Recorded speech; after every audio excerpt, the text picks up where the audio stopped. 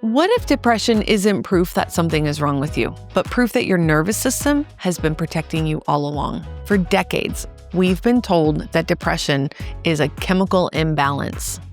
But neuroscience is showing us something different. It's not simply chemistry. It's a pattern your brain learned to survive. And the best part? Patterns can be rewired.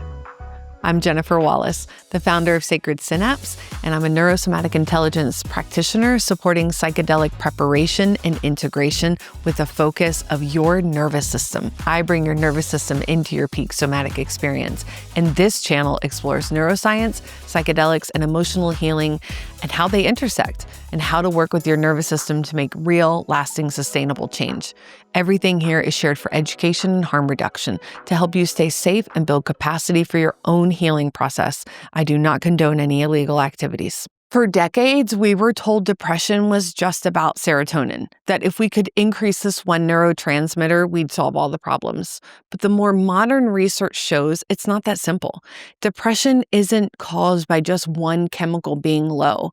It can involve serotonin, yes, but also dopamine, neuroadrenaline, and overall nervous system depletion. From an NSI perspective, depression is often a protective output.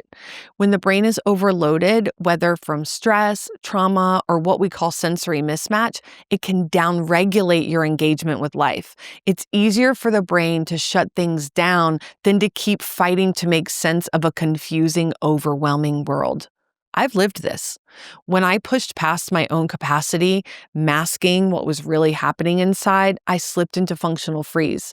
I could show up for a podcast recording, but not for myself. Eventually, that loop of burnout, fatigue, and shutdown spiraled into depression. And maybe you felt that too, doing the bare minimum to get by while inside you feel disconnected and exhausted. Now psilocybin is getting a lot of attention in depression research, and here's why. It doesn't just touch one part of the serotonin receptor. It's like a yin-yang. That 1A receptor, which is bringing calm, but then there's the 2A receptor, which brings motivation and planning, and that's unique. It can restore both calm and the capacity to move forward, to plan for the future, to take action. And that's why these studies are so promising. But here's the thing, psychedelics are not for every nervous system. If your brain is already in a protective output, just dropping into a peak somatic experience or some expanded consciousness state won't fix the underlying dysregulation. The research even shows relapse when there isn't integration and nervous system support. The good news is your brain can rewire through daily neurotraining, through emotional processing, through social connection, through nature, and you can literally shift your chemistry. Things like light exposure and circadian rhythm play as big a role as any medication. And this isn't about pushing harder. It's about listening, slowing down, and working with your nervous system. Your nervous system is unique, and it's all about N=1. If you're ready to start, then we've created an entry point for you. Go to ssrewire.com, get 2 free weeks of practices that begin rewiring your nervous system today.